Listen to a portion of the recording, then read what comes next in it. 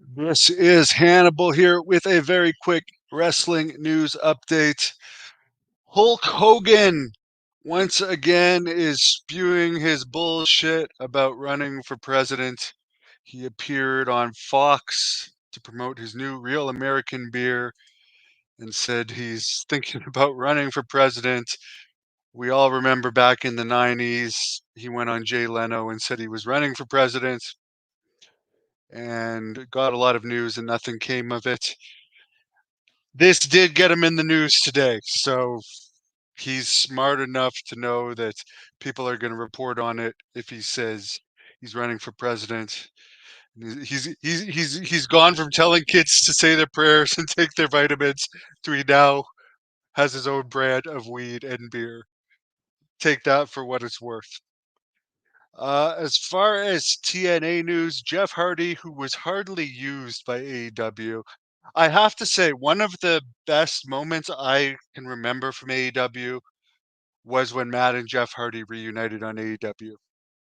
It went downhill from there to the point where Matt Hardy supposedly turned down an AEW contract that was probably a lot higher paying to go to TNA. And now I guess TNA is strangely having a pay-per-view tonight, the same night as a SmackDown taping and AEW Rampage. And Jeff Hardy is expected to debut. I guess his contract with AEW is up. We all know that Jordan Grace is expected to probably wrestle a WWE girl for the TNA title on this show. AJ Styles recently said he'd like to have another TNA match. I mean, all signs point to WWE probably taking over TNA sooner rather than later, or at least they're funding it.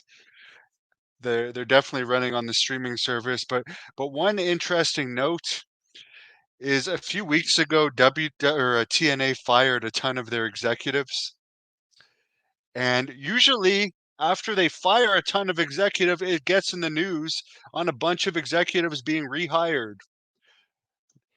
Doesn't that sound weird to all of you people? That they just fire all these executives and it's not announced who all the new people, like even their head of creative was released. So they're obviously working very closely with TNA. Ash by Elegance has debuted on NXT, another TNA person.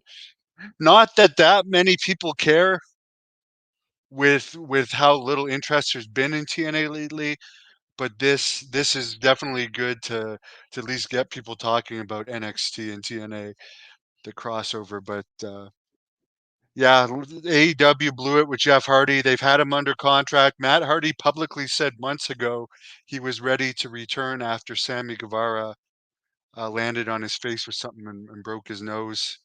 Sammy Guevara, to my knowledge, hasn't returned since that incident, even though he's off suspension. And they just wasted Jeff Hardy the last 2 months.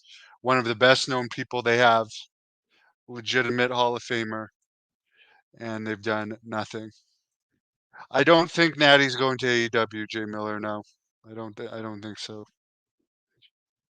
Hulk Hogan. Well, whatever. I'd still like to interview Hogan one day, and I think I will. NXT. I don't think.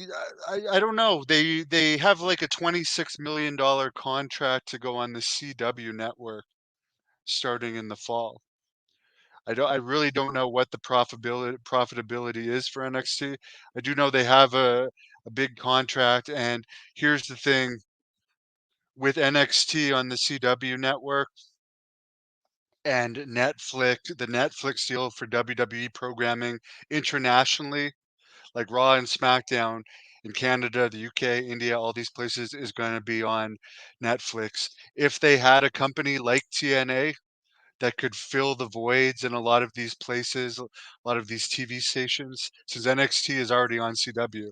So maybe if they bought TNA, they could put TNA on better stations and access, which literally nobody's watching.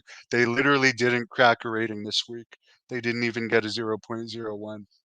I reported that in the Observer.